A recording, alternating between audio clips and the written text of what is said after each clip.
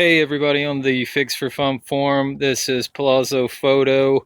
It is beginning of September. Wanted to show you guys my setup.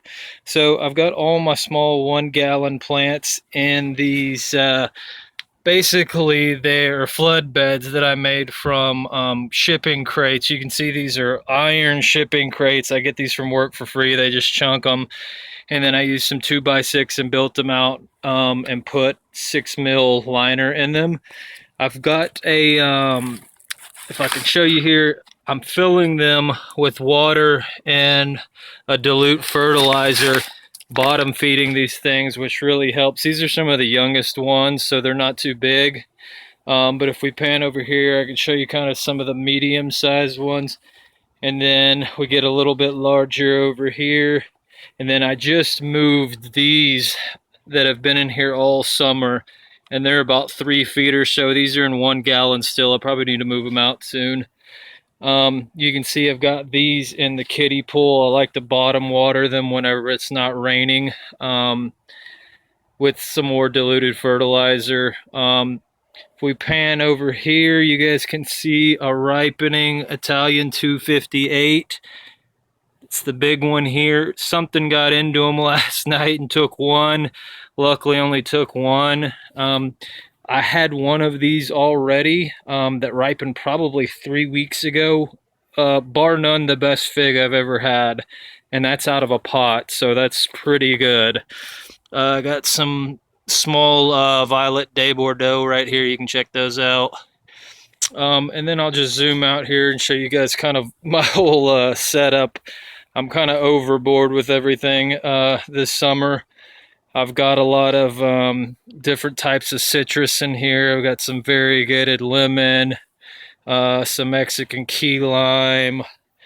I've got a bunch of pomegranates here. These are the Turkmenistan pomegranates from UC Davis. I got basically all the soft-seeded ones that I could get. Those are growing pretty decent. If I pan over here, you can see some larger plants. Let me show you guys these. These are some 6 mil poly grow bags. I got these on eBay.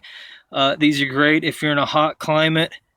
Obviously the white's going to reflect heat. It's black on the inside, if you could see that. So the light's not getting through. But these are about the most affordable way to go if you need larger pots, if you don't have access to nursery pots. And even so, you know, the black nursery pots heat up a lot. I mean, we've been in the hundreds here in Texas all summer, and if you have the black nursery pots and they're not shaded out by the growth or have them really stacked up like I have, I mean, they'll just fry. Got some more pomegranates over here. It's a Fleischmann and a Sweet. Check this out. I've got a Che. This is a 1-year-old Che fruit that I grafted last year onto some Osage orange. And then I've got a small one, yeah, right there as well. If you guys are interested, these things graft really easily and they grow really quickly. Got a Asian persimmon that I grafted last summer also. So this is 1-year-old. You can see it's probably about 3 feet. Some more. Actually, these are the seedlings, the rootstock, the Osage orange for the Che fruit. Some blueberry. I'm going to take you guys across the yard and show you my larger plants. You can see I've just got some random stuff in here. A black Italian right there. Got some Malabar spinach growing all on it. We'll pan around here. That's a palm that got cut back. And these are all black Italian. I actually have them sitting on top of my sump pump here. These are pretty cool. This is Passiflora incarnata. Major attractant for bees if you need pollinators in your yard. Put some of those up. They'll go crazy. The larger trees right here, we've got Italian honey. This was one of the first to ripen this year. It put a ton of fruit. That tree probably had about 70 or so on it. Right next to it here, you've got Hunt. which were really good also, ripen around the time of Celeste. That tree probably had 70 plus on there also. If we pan around here, these are one of two that I actually have in ground that I planted. I haven't been at this house this long. I decided to plant two varieties that I knew would do well. That's an Alma, and then this is an LSU Tiger. Both really good varieties, both really good, especially for the south down here. We'll walk over here and show you some of the larger plants that I have. I scored these large nursery pots off of Craigslist, not for free, but a really good price for future up potting and possible orchard scenario. Got some large stuff over here. Let's check this one out. We've got a ripe, this is a Connie's Dark. It's not quite ripe. I'll probably pick it tomorrow. Just about everything else is ripened up. Let's see what we have over here. We've got, this is a Malta Black. Doing well. Those put off a lot this year. And then let me just zoom out here. We've got a Salsa. So I've had a lot of those ripen on the other tree that I have already. This one's not quite ripe. You guys can see I've got some larger plants. Interesting note on this one, this big one back here that I have in the big green one, that's a Smith. It grew a ton this year, did not put off any fruit at all. I've heard they can be slow. If anybody has any insight on that, let me know. Zoom out here, I've got a Pakistan mulberry I just bought. And this is really cool, I actually just made this. So I basically took some fence slats and some plastic banding and just stapled it. As you can see, I've got it all stapled there and wrapped it around the nursery pot. So at a distance, looks pretty nice cost-wise. Cost of a cheap nursery pot plus a couple bucks for fence slats and staples.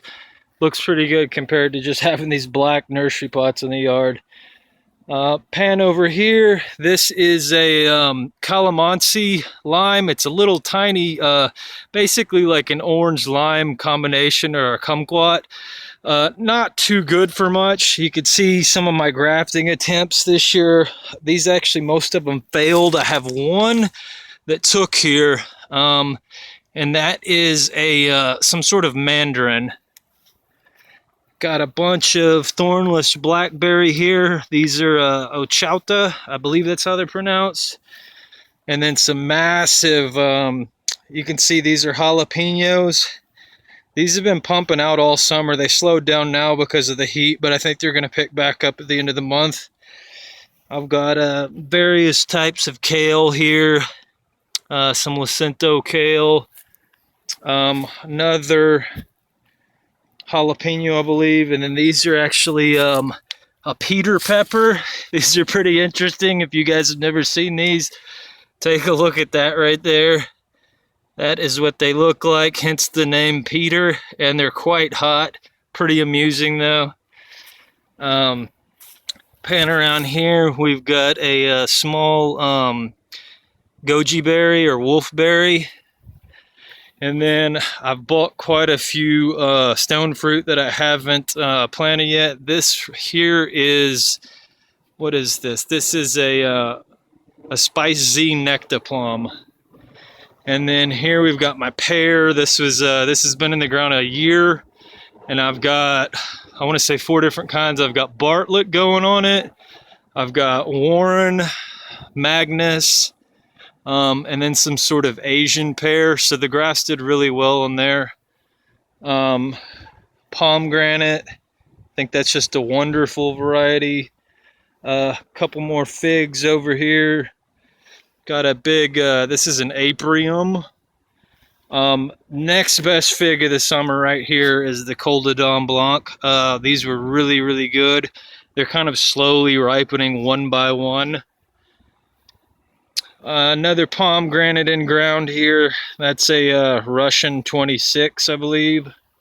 And then I've got more figs over here in ground, or actually in buckets, I'm sorry. Various varieties. I mean, a lot of UC Davis stuff. I I've got a lot of Asian persimmon back here, if you could see those. Gyro, Hanafuyu, Seijo, a lot of stuff. I prefer the non-astringent, but the astringent's really good. Like Seijo last year was really good too. I need to plant these in the ground.